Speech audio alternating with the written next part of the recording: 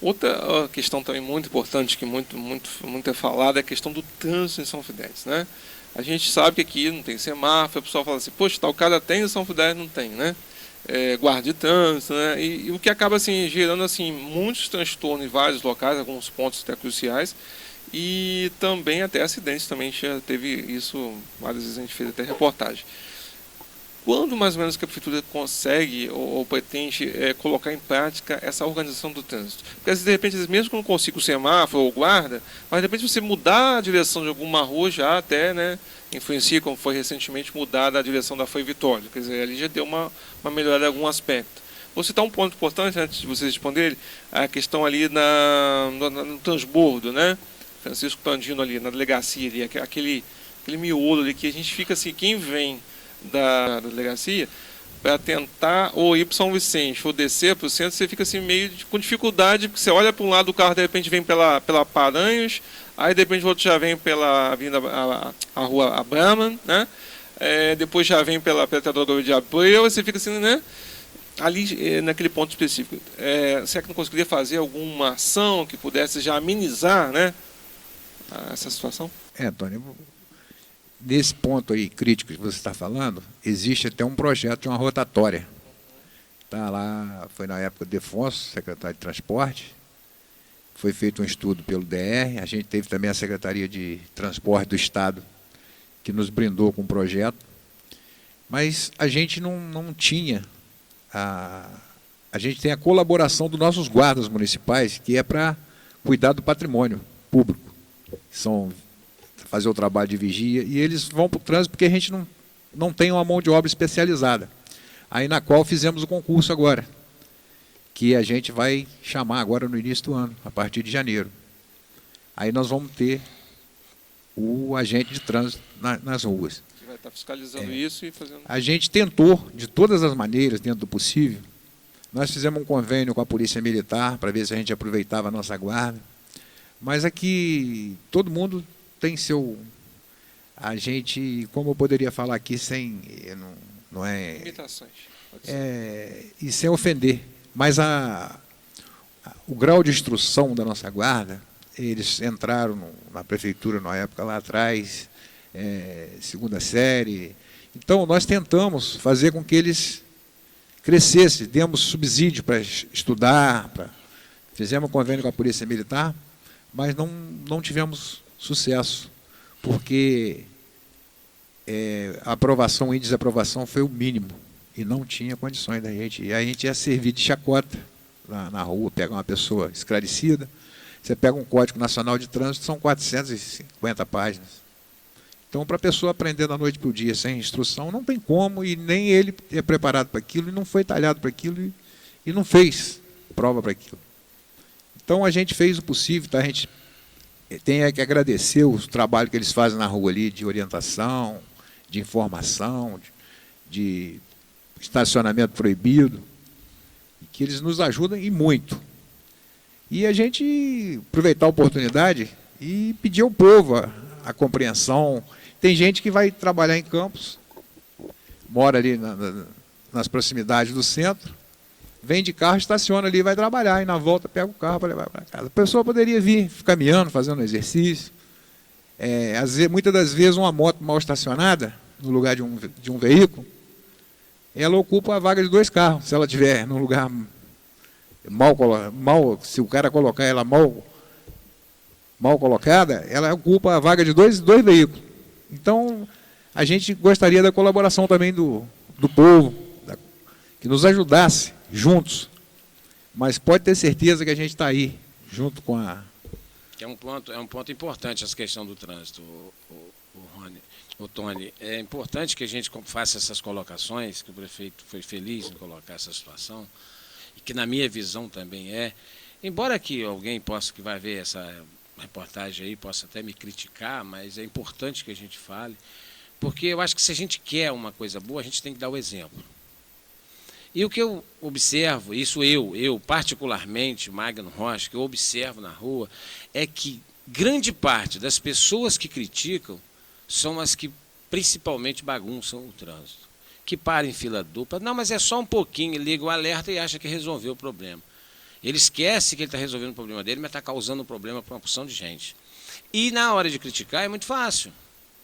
E você cometeu o erro. Então é essa compreensão que a gente pede às pessoas, que eles baixem e olhem para eles próprios. Vamos ver as minhas atitudes. E agora, nesse finalzinho de ano, passamos o Natal agora, é hora de fazer essa reflexão. O que é que eu estou fazendo para ajudar meu município? O que é que eu estou fazendo para ajudar a minha cidade? Nós temos um monte de problemas aí, que a população pode ajudar. Porque todos estão vendo, como disse muito bem o prefeito aqui, tudo a crise que está nacional, no país todo, né? O governo federal, estadual e os municípios estão com problemas, município rico com problema, nós temos vizinho aqui, Campos dos Goytacazes, com problema seríssimo financeiro, muito maior do que o nosso, até proporcionalmente. Quer dizer, então o povo é necessário que o povo entenda essa situação. O povo é culpado disso? Não. Mas nós estamos falando da nossa casa. Nossa casa é o nosso município, é o nosso estado, é o nosso país. Nós vivemos aqui. Então nós temos que zelar pela nossa casa. Certo? Nós temos que dar a nossa parcela de contribuição. Então é isso que a gente precisamos esperar, porque eu sou uma pessoa comum, eu estou vice-prefeito hoje. Daqui a um ano eu não sou nada, eu sou apenas o Magno Rocha, um advogado simples aqui do interior. Não sou nada, eu estou aqui para tentar ajudar, como o FENEME, né, como prefeito, primeiro mandatário do município, ele está aqui para dar sua parcela de contribuição, certo?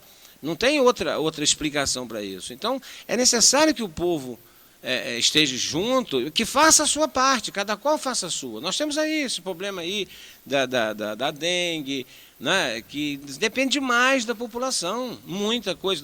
Acredito que nós vamos falar sobre isso ainda, mas a questão do trânsito é primordial a participação da sociedade. E enquanto, pelo contrário, quando o FENEME enalteceu os nossos guardas ali, que a gente tem que agradecer muito a eles.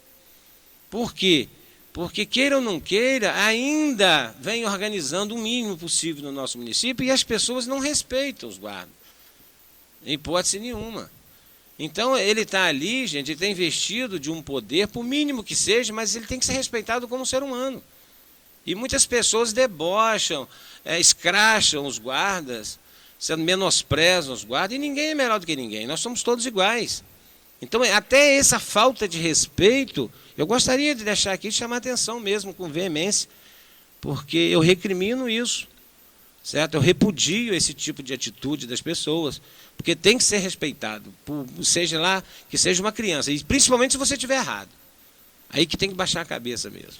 Qualquer cidadão poderia olhar para a própria casa dele. Se bobeou, dá uma teia de aranha. É verdade. É complicado. Com relação à ciclovia do Coroados, né? Essa ciclovia é pedida, creio que mais de 2 décadas, que eu me recordo desde o governo Passarinho, uma coisa assim. O senhor acha que é possível essa construção? E caso não seja possível, será que não teria como, assim, no momento, né? Um recuo. Para a pessoa conseguir chegar ali, e até nós fizemos uma reportagem uma vez que um senhor vinha atrás do ônibus, o ônibus passou, ele conseguiu dar aquela quebrada para ali. Porque tem alguns locais que acho que é possível, né? Tem alguns locais de pedra, mas tem alguns locais que de repente com uma reta ali você consegue abrir um pouco. Tem um pedaço também que é usado para fazer estacionamento, quer dizer, ali podia estar aberto, o povo está passando de bicicleta ali naquela curva do Edalmo ali, para vocês entenderem. A vontade da gente, já se foram várias vidas ali perdidas, nossos irmãos, um bairro grande que liga ao centro, que é muito... o tráfego é intenso, a gente reconhece, existe projeto, mas depende de vários estudos. Ali é um RJ. Depende assim, de projetos de engenharia, tem ali uma passarela que seria feita no posto de Adalma ali, ligando a rua lá do Passarinho, como você falou, e daria mão e contramão, Coroados até a passarela. E existem vários estudos. E são demorados, e teriam também como se diz ali, Magno, a viabilidade dentro da cidade, o nome técnico, mobilidade urbana, e de passar por fora. Então, várias possibilidades. E não chegamos à conclusão, e eu queria deixar Magno arrematar em termos dessa obra, que Magno acompanhou de perto. A gente tem o projeto, tem tudo, mas tem tudo encaixar os estudos técnicos. É uma RJ, depende de engenharia, dá o seu parecer, o DR. Então, são vários estudos. E o município não tem também capacidade técnica para chegar e fazer onde é urbano, que corta a cidade, a parte da gente. Mas a gente buscou recursos, o DR nos deu sustentação, mas só que a obra, aí Magno vai complementar para você, aí, que é a praia deles. É, problema técnico que teve. E quando a gente fala dos projetos executivos, é impressionante. Às vezes quando a gente diz, poxa, mas Magno dizer isso, a prefeitura não tem engenheiro. Mas nós temos engenheiro na prefeitura. Mas uma coisa, se a gente parar para refletir, vou só dar um exemplo aqui para poder ilustrar o que eu vou dizer. Em Vitória, no Espírito Santo, a capital do Espírito Santo, por exemplo, tem 8 anos que iniciaram um aeroporto lá com um projeto básico e até hoje não conseguiram fazer o projeto executivo. É a obra do governo federal. Então, se o governo federal não teve estrutura para fazer um projeto executivo e todos os projetos executivos do governo federal, que nós vimos aí, estamos acompanhando os noticiários, olha quantos aditivos esses projetos tiveram. Nós aqui no município, que não temos recursos para complementar com aditivo, se você tem verba de 500 mil, você tem que estar limitado em 500, 520, 550 mil, que é o que a prefeitura pode inteirar. Mais do que isso não pode. Não tem recurso para isso. Aí você vê o governo federal faz um projeto, daqui a pouco de 1 milhão, 1 bilhão, daqui a pouco aquela já passou para 2 bilhões, daí a pouco é 3 bilhões. Uma prefeitura não tem recurso para fazer um projeto de 1 milhão, depois passar para 1,5 milhão, depois acrescentar 2 milhões. Por isso que os estudos têm que ser muito bem feitos. Certo? E com relação a essa obra, em princípio, o pensamento lá atrás era sempre ter uma ciclovia, mas o projeto em si, ele é um muro de contenção, onde nós conseguimos a verba, aquela batalha lá no ano passado, início do ano passado, conseguimos a verba para fazer um muro de contenção, pegando lá na travessia da Lima, no posto do Edalmo, até para baixo da bomba de areia. E ali ia ter uma rampa, certo? Que ia fazer o muro, um afastamento de 1 metro do meio-fio, e fazer o muro, e em cima ia ter 2 metros concretado, que automaticamente ia servir para uma ciclovia, que era um sonho do prefeito Fenemê de quando ele era vereador. Isso nós somos vereadores juntos no mesmo período, e já era esse sonho dele de ser realizado essa obra. Mas ela entrou como muro de contenção, até mesmo para que a gente não tivesse problema com a rede ferroviária federal. Certo? Enfim, a rede ferroviária federal até hoje não nos deu resposta. E acredito eu que vai ser desativado esse trecho aqui, não vai demorar muito. Eu, da minha parte, estou torcendo que seja desativado o mais rápido possível, até para melhorar a nossa situação, até econômica do nosso município vai melhorar. Certo? Mas, enfim, então foi feito todo o trabalho dentro daquilo que a gente tinha condições de fazer, certo? E iríamos até iniciar a obra. Mas, por Deus, acabamos não iniciando, certo? Seguramos um pouco. Quando chegou em outubro do ano passado, eu detectei um pequeno erro dessa parte técnica, eu entendi que aquilo ali não estava certo. Fui aprofundar na coisa e realmente estava errado. Certo? Tinha um erro. E aí busquei o DR, busquei a Secretaria de Obras do Estado para chegar em entendimento, e fomos, depois de já estar licitada. Certo? Então, chegamos à conclusão que teríamos que cancelar aquela licitação, porque aquele valor iria chegar a um patamar que a prefeitura não ia suportar. Certo? Se fosse seguir aquilo à risca. E além de criar um problema jurídico seríssimo para o prefeito. Você está me entendendo? Então eu falei, opa, peraí. Aí sentei com o prefeito, nós buscamos Secretaria de Obras do Estado, tivemos uma reunião lá, quase um dia de reunião, e o que se teve que fazer foi cancelar aquela licitação. Certo? Então, é doído a gente falar isso. Depois de uma luta, uma batalha, você ter que recuar por questões técnicas e por não ter recurso. Porque o que mais me dói é a gente não ter recurso, não ter dinheiro. Aí você busca do Estado. Outra questão, É uma obra que teria que executar aquela obra ali com 3 meses. Como que o prefeito Fenemê vai autorizar iniciar uma obra daquela ali, já com capenga financeiramente e sem ter certeza se vai ter o dinheiro na data certa para pagar a empreiteira para a obra seguir como tem que seguir, a gente ficar ali com um gargalo daquele interrompido. A única coisa certa era que ia ter o pare e siga. Pois é, ia ter, mas um período pequeno. Mas ia ser aí 3 meses, 4 meses de obras. Mas se inicia aquela obra e daí a pouco paralisa, não vem verba, como é que vai ficar? Você está me entendendo? Olha a situação que nós vamos deixar a nossa população. Aí foi que nós pensamos lá, o prefeito entendeu, falou, não, peraí, vamos segurar, entendeu? Como eu também aconselhei da minha parte, entendi dessa forma, porque a gente ia gerar um transtorno muito grande para a população, um risco até maior dos acidentes que estão acontecendo, poderia ocorrer mais acidentes. Você está me entendendo? Então, ou a gente tem que ter uma coisa muito certa para poder iniciar uma obra daquela, ou você não pode iniciar, porque senão seria uma irresponsabilidade total com o nosso povo. E só para... A gente gostaria tanto de ter essa ciclovia, que é um projeto, como o Magno falou aí, de 5 de janeiro de 97. Eu, como vereador, fiz esse requerimento. O prefeito era Passarinho, está lá registrado na Câmara. Tá certo. Ainda sobre a questão do trânsito, a gente vê, eu mesmo já fiz várias reportagens sobre animais nas pistas, animais até dentro do centro de São Fidélis. Já encontrei vaca, cavalo, até na última reportagem sobre o trânsito também que a gente fez sobre os quebra-molas. Até aquilo ali foi surpresa para mim, tinha bode, cabra também, que se mistura junto com ciclista, pedestre lá na agora Rua Dom Licínio Rangel, antiga do de Caxias. A prefeitura vai ter alguma política com isso, com relação a isso, para retirar esses animais soltos das estradas, das ruas? Antônio, tem esse profissional para fazer isso, mas antes disso, se a gente for recolher cães, tem que ter o canil, o veterinário, para cuidar dos animais, porque hoje a legislação, você sabe como é que é, não tem como a gente fazer diferente. Existe o profissional aí de pegar os animais, é outra... aproveitar a oportunidade novamente, a compreensão de todos. O cara que tem seu animal tem que ter seu pasto, ou tem que arrebanhar ele ali preso, deixar no local que é permitido pelo quem não. E eu aconselho quem não tem pasto não ter animal também, não é, Magno? Porque eu já abordei animais ali na praça, na pracinha do norte, no contorno ali com Cristo Rei, ali em cima do jardim.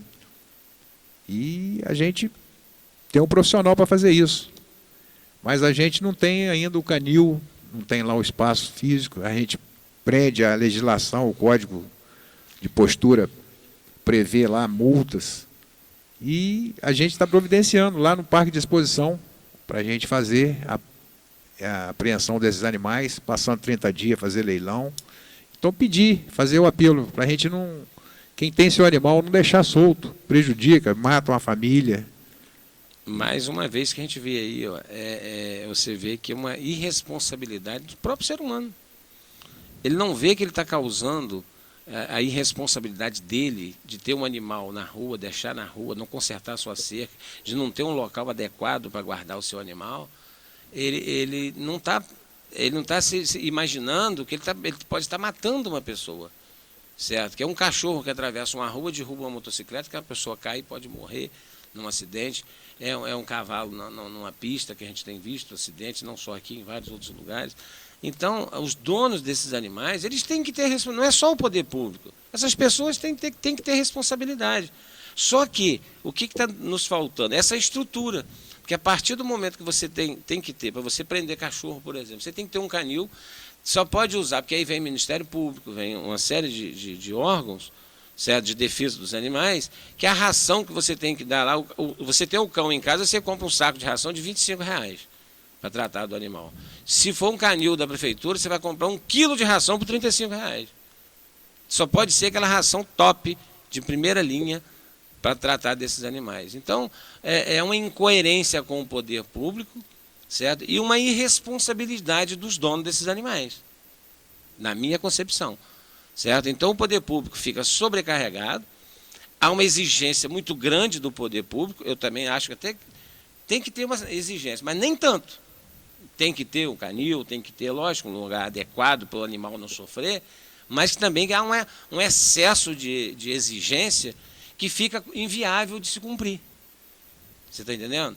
Então fica aquela questão assim, um tanto difícil para o poder público pela falta de recurso, porque não tem recurso para fazer isso tudo, certo? Porque eu estou te falando assim, já teve uma senhora que me abordou ali no SUS, olha só, dentro do SUS, 2 senhoras conversando. Eu cheguei e ela conversou comigo, perguntou se não tinha como a gente montar um hospital para cachorro. Aí eu parei, falei assim, olha, infelizmente não tem possibilidade, nós estamos lutando aqui para ajudar o nosso hospital para tratar do ser humano, mas nós vamos montar um hospital para cachorro. E a senhora não tem noção o gasto que é um hospital para cachorro. Certo? Até para recolher esses animais que estão na rua. Entendeu? O gasto para a municipalidade é muito grande mesmo, não é brincadeira. E enquanto nós temos problemas com o ser humano, que nós temos que resolver. Certo? Então, infelizmente, tem que ficar na consciência de cada um, de quem tem seus animais, como disse aqui muito bem o prefeito, de fazer a sua parte, poxa. Vamos ajudar o nosso semelhante. Não está ajudando só a prefeitura, não. Está ajudando a nossa cidade, os nossos irmãos. Então, se cada um fizer a sua parte, minimiza os problemas do poder público. Tá, ok. A gente vai fazer uma pequena pausa. Na próxima parte da entrevista, a gente vai estar conversando sobre aumento do funcionalismo, vai estar conversando sobre a nota que a prefeitura recebeu do Ministério Público Federal, dentre outros assuntos, com o prefeito Luiz Fenemê e também com o vice-prefeito Magno Rocha.